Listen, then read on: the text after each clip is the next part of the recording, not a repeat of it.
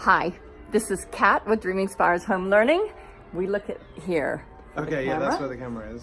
And I'm here with Joel, who is our foreign language instructor at Dreaming Spires.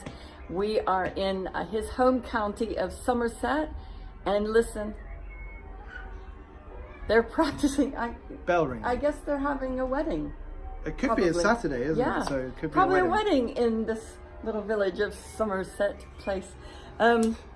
So anyway, we are going to have a chat today about foreign language in general sense. The way that he runs the Spanish courses and the French courses is the same general way. Is that correct? That's right, yes. Okay, yeah. so let's do a little bit of background first before we talk about the courses themselves. So this is Joel. I've known you for about probably actually 3 years. Yeah, about 3 years since I first got in touch with you, I think. Yeah. But I've actually only met you in person about 1.5 years ago. That's right, yeah. So do you want to tell about how I ended up hearing from you? Yes, we are a home educating family. My wife and I are 5 children. And so we were very interested in home education and what is available, what's going on in the home educating world. And my wife came across your website, Dreaming Spires homelearning.co.uk. All right, yeah. We were really intrigued and found it really interesting. It was quite different to what else was out there. I think the reference to Charlotte Mason was really intriguing for us, in particular because we were reading her books and trying to implement some of her ideas in right. educating our own children. Books and Things, I seem to remember, was on our mind at that time. And it was your wife who said. So she said, "Oh, this is really interesting. Look, they run literature courses and classics courses, but there's no languages. So maybe they'd like to do that. Maybe they'd like to add languages to the portfolio." So I thought about it for a while, and it sort of fermented in my mind. That's not the right word, but it stayed with me, and I kept thinking about it. So, and then after a few months, I think I decided to send you an email, and it was timely because I was looking for Spanish tuition for my own children and hadn't found the right kind of balance between conversation, book learning, and the tools for learning more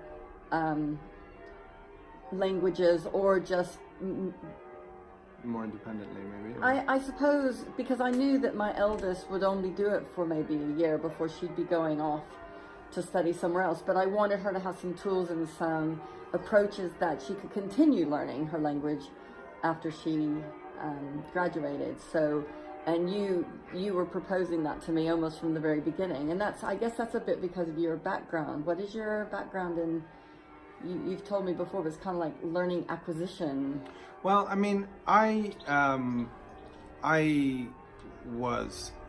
spoke a foreign language from an early age. I spoke French from the age of 7 because I went to a French school, and from there afterwards just got on really well with languages.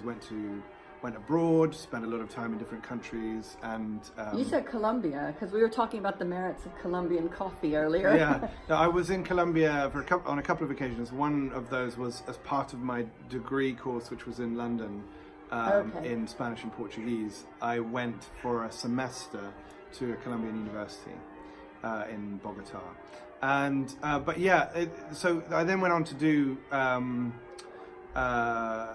Spanish and Portuguese at university in London, at King's College, and then after that, interested in education but not really sure where I wanted to go. I went to do a PGC and as a secondary modern foreign language teacher doing French and Spanish, and then started out on my own at a similar time as a tutor. But yeah, I think something that fascinated me from I don't know when, was the question of how do people learn languages, and it's a very controversial area. I don't really know why it's such a controversial area. Because they swing from... doesn't need to be, but... Is it like all conversation? And... You know, you may have come across a language teaching book or a language learning book that says this is the only way to learn a language, and yet there are dozens of books saying that about their own version of learning a language. So, and they can't all be right. And they can't all be wrong either. So, not entirely anyway. So I think, I suppose one element of it was later on. I was, as part of an MA, I did a postgraduate certificate in reflective practice. Actually, I should add, I didn't finish the MA, so I ended up with a postgraduate certificate in reflective practice. But I think that also helped me to think about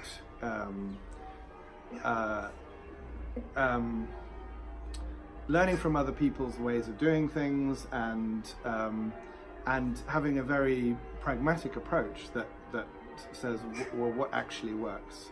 And I think one of the things I found from that is that there isn't really one way that works for everybody, because people learn quite differently. Which is a really important reason that someone will probably excel more with a live tutor in a class. And online works just because you can do it from your own home, and you can be anywhere in the world and still access an excellent tutor. And you don't have to find someone in your local area who, and you might not be in an area where there's a local tutor that easy. But I know that for my own kids, so you've had 3 of mine so far, and I have 4, so we've got another one to come to take you in a year or 2. But one of the things that you do is you see where a certain child's strengths are, and you can sort of sew into that, and then another child might have a different strength, and you can sew into that. And meanwhile, though, you've got the same kind of it's the same kind of homework for them, but it's what you look for out of that homework. Yeah, I think, I mean, the 2 biggest things that I aim for with the Dreaming Spires courses are to equip students to be independent learners. That's one thing, and I think that's really very important with language learning and in other areas. So for them long term to be able to know where to go to find information, to know what questions to ask, how to ask questions, to be able to unlock understanding, and to have tools and drills and activities that they can do on a daily, weekly, monthly basis, and build gradually and build constantly, which is really important with a skill subject like language. The other thing is ultimately that we are aiming for children to be confident and able to speak the language fluently. So, and I think this is really closely tied in with Charlotte Mason's approach to languages, that they exist for the purpose of being spoken and being used in everyday life, and they're real things. They're not theoretical subjects. So it's about helping students through lots of speaking and listening activities, and through that deep and independent understanding of the language to be able to use it fluently ultimately. Okay, I just want to interject 2 things before I go on to my next question. The first one is, we keep talking about Charlotte Mason, and in case you don't know who Charlotte Mason was, if you look on our website, and he already told you the UK one, but there's also the US one, which is www.dreamingspiresHomeLearning.com. Both of them have a tab or a page called the method we use, and that talks more about who Charlotte Mason is. And as a home educator, I use her for my own children. You use them for yours, at least somewhat. But go ahead and go look at that. It's a bunch about living education and how children will learn organically in a really excellent way. So that was one thing I wanted to say. And the other one is, because you just talked about 2 things that you try to do, but one thing that you really helped my own child, and this is my youngest one that you teach, who I think she's had her second year with you. You have weaned her off of Google Translate finally, because she realizes that, and I think this is important. People just think, oh, we'll just use Google Translate, but you can make such a hash of the language. And I would say it's not even that you make a hash of it. You don't learn when you use it, because you get a computer to do the thinking for you. Yes. So you although you can learn a little, but essentially you're just getting the end product and not the process. And it's the process that really builds your understanding. So the idea for Dreaming Spires, Spanish and French. This next year we're going to have Spanish 1, 2, and 3, French 1, 2, and 3. Spanish 1 and 2 will have an additional extra conversational component to it for extra practice. By the time they get to Spanish 3, and French 3, you feel like that can be done more in class. The vast majority of French and Spanish 3 will be conducted in Spanish or French rather than in English. And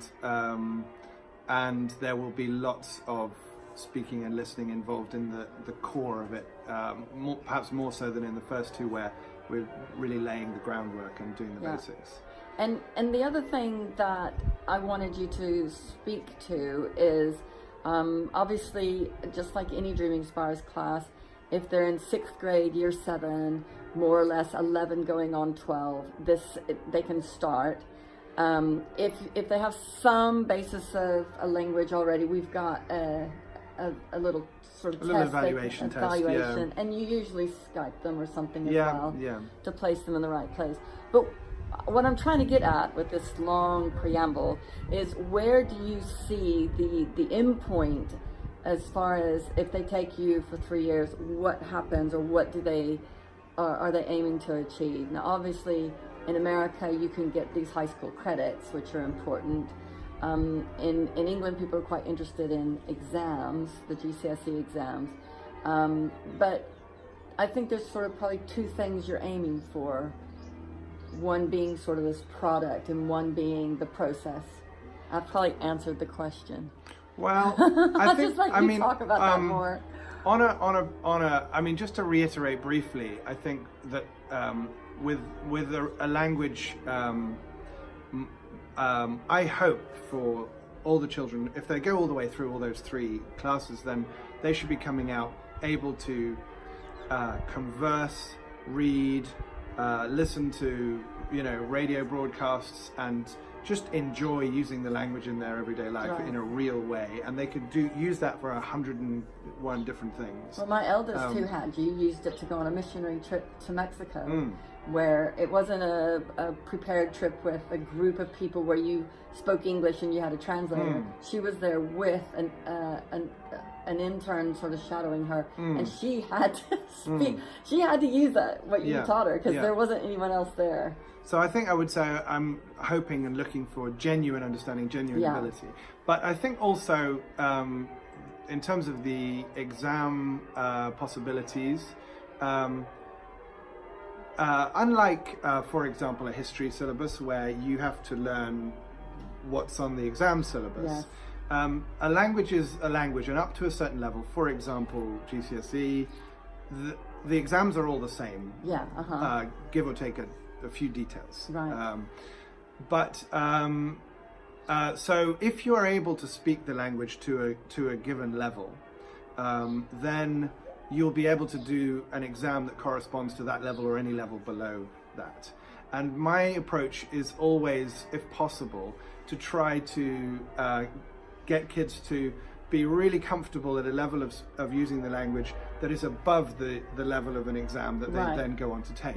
Because that takes the pressure off, and it means that they can focus not on learning the language content of the exam syllabus, but just learning what's required for them to get an A star or a top grade in the exam. Well, that philosophy, it runs all the way through Dreaming Spires in every single course, which is, It's a little bit like training for athletics. If you're going, or track, if you're going to run a 400-meter race, you don't train at 400 meters. You train at 600 or 800, so that when you actually race the race, you are more fit for that race. But you did train at a higher level, and I think that's the same thing. So to be specific then, someone who's completed, and really, when I say completed, I mean they've gone for it, they've got really involved in the course, and done everything that's involved in the course. If they've done the first 2 courses, or just the second one, if they came in with some French or Spanish to begin with, then they should be at a level in Britain, or indeed internationally, where they could take GCSE or IGCSE, so that's after French or Spanish too. But as long as they have some coaching or practice at least in preparing for the examinations. For the past papers, then, and I am looking at the possibility of offering a short course, just for those who are already linguistically prepared, to become practically prepared to take the exams. And the other thing that I think I'm wanting you to look at, and you said absolutely, and whether we do anything about it this summer or over the next year, is the SAT in Spanish and French. Because actually that's an exam that's gaining credence here for university entry in the UK, as well as being useful in America. Yeah, absolutely. So the SAT, I haven't said anything about it, mainly because I don't yet know very much about it. But it has a high pass rate. But or a high excellent rate, shall I say? But yeah, absolutely. I'm certainly looking at how we can prepare people for that, and you know, if there's anything that needs to be added once they've completed a given course. But I'll have to come back to you later with the specifics of how that corresponds to, let's say, Spanish 2, French 2, or indeed French or Spanish 3. But it's your course. You can create it, you can tweak it, you can push it, you can pull it back, depending on what aims you're after. So that's the really great thing about designing your own course. And just to say again, I think with, you know,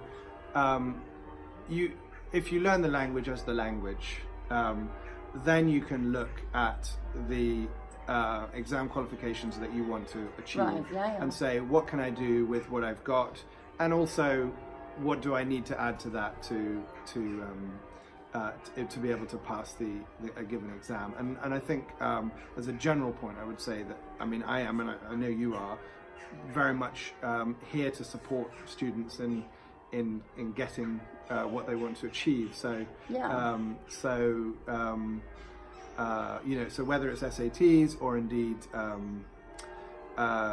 the AP, the Advanced Placement Test. And you were talking about the Spanish government. Yeah, absolutely. So for example, in Europe, well, indeed around the world, you can take the DELF for French, which is the diploma of French as a foreign language, or DELE, which is the diploma of Spanish as a foreign language, and that comes in a range of levels from near beginners all the way through to postgraduate professional level language ability, and those are qualifications which can be used if you want to then go to a French or Spanish speaking country and get a place on a course, or take a job, or anything. Okay, here's the elephant in the room. Obviously in America, you take a foreign language class because they want to see, or we think it's a good idea on your transcript to have 2 years of foreign language. A lot of times it's not required, but it looks like it just makes a nice transcript. But let's take out of it that situation about, well, to get a credit. And then there are a lot of people in England who won't even touch foreign language, particularly home educators, because they think it's kind of difficult, or they're not quite sure what the point of it is, since in England you tend to narrow down more and more as you go through your secondary school and then into university. But give me about less than a minute why everyone should take a foreign language. I think it's a difficult one to answer, but I'll do my best. It's I would say that everyone who wants to, who has some inclination or desire to learn a foreign language should go for it. And I think that's really important, because it is that desire that will give you the impetus to take you through the beginner stage with the language in particular.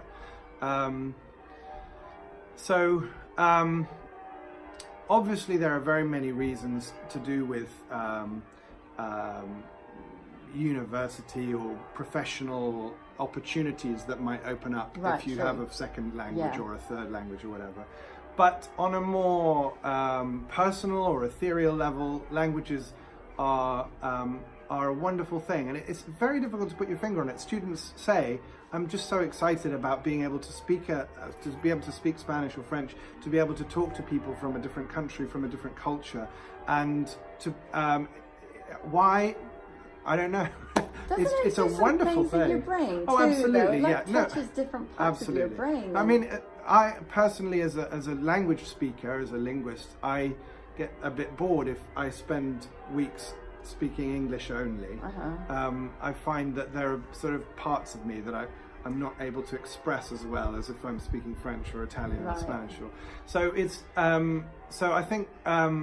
It's a marvelous thing. It's a wonderful thing, the diversity of languages, and to be able to read texts in the original. It's not just for the kudos, but for the pleasure of experiencing a different language used in a completely different way. You know, if you enjoy English literature, you know, there's French literature, there's Spanish literature. It's a whole new world to explore, and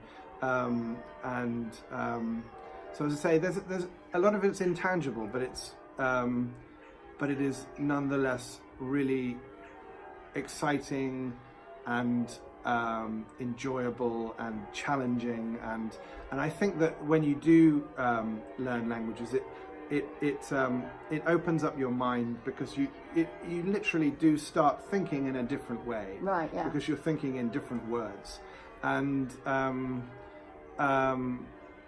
so it's a really mind-broadening thing, and yeah, I'm sure there's a lot more I could say, but I've already gone on long enough. Well, one of the last thing I want to say actually, that we haven't talked about that much, but which my daughter, who is using Google Translate, who doesn't anymore, one of her great joys has been the friendships that she has cultivated in the courses. And one of the things is because they do have practice partnerships where they meet outside of class online to discuss things. But I think that's maybe something that if you're just going to do a Rosetta Stone or something like that you miss that interaction, and other people your standard, or maybe a little bit better, a little bit worse, working together toward this. I think there are a lot of reasons why it's a lot better for probably most students to be doing it alongside other people. One of them is to be able to have a practice partner, or indeed someone to speak to on a regular basis in class and outside of class. To practice with, and and it's a safe space, it's a safe environment. You've got that sense of you're in it together. You're not going to be criticizing each other, but you're going to be supporting each other and encouraging each other, and everybody is. I mean, it's absolutely consistent throughout the classes that whenever anybody gives a speaking presentation or contributes, everybody else is so encouraging, so warm, and you know, builds people up. So it's an encouraging, it's an edifying experience, and but also learning languages is challenging. It's hard. There are a lot of things that come up that really baffle people, because it really requires a new way of thinking. And so to be in that with other people who are also going through it makes it much more, much less discouraging, much more, you know, that sense of solidarity that, okay, I'm not the only one who doesn't understand this. And then also, one of the things I do a lot in the course is ask students to ask me questions. And then I will answer them, and usually that clears up the lack of understanding that they're going through. But also I encourage students to answer each other's questions, and they do quite often, and they'll offer each other explanations, and sometimes a student's explanation is better than a teacher's explanation because they've just gone through that same problem and they've discovered a way of coping with it, a way of understanding it. And the hierarchy of teaching, I won't bore you with teaching theory, but that teaching someone else is the highest level of learning. Because if you've processed it enough to be able to explain it back to somebody else, then... Yeah, absolutely. It really reinforces it for the student. Yeah. Well, you must be doing something right, because preliminary indications are we have a huge number of returning students for next year for Spanish 2 and 3 and French 2 and 3. It's very exciting. And but still places on French 1. I mean, there's still places on 2 and 3 as well, but places on Spanish 1 and French 1 to get started on the journey with. I used to call you Senior B, but is it? That's fine, Senor B. Or I went for Maestro in this last year, but they all sound a bit funny. Yeah. Mr. B would do. Mr. B. So anyway, we've already told you what the websites are. We've got a registration form on there for you to look at. And of course, just email me any questions you have, particularly if you want one of our, I can't remember what we call it, assessment test that checks the level of a student to make sure if Spanish 1, French 1, or even can they actually go to Spanish 2, French 2 from the beginning. And you have a number of people who do that every year, don't you? Absolutely, yeah. I think if you've been learning for let's say a number of years in an informal way, then there's a very good chance that you've got the vocabulary and the basic understanding to be able to tackle the level 2 course, which starts with a recapping and revising of all the harder bits of the first year course, and also laying the same groundwork as the first year course in terms of tools of learning and how to go about doing the stuff from week to week. Okay, so I really thought the bells would have stopped sometime in our conversation, but it must be a really big wedding. Either that or they're practicing. I don't know. Anyway, I hope that when we listen back to this, they can hear our voices over the bells. Yes. But like I said, just email me if you have any questions, or jump on the registration form, because we do cap the classes. We don't just have infinite numbers. So make sure you grab one of your spaces today. Okay. Bye from me. Adios. I gotta read you. Au revoir. Oh, very nice. Say it in Portuguese. Adeus or até logo. There you go. 3 languages. See here before because of English. Yeah. Bye.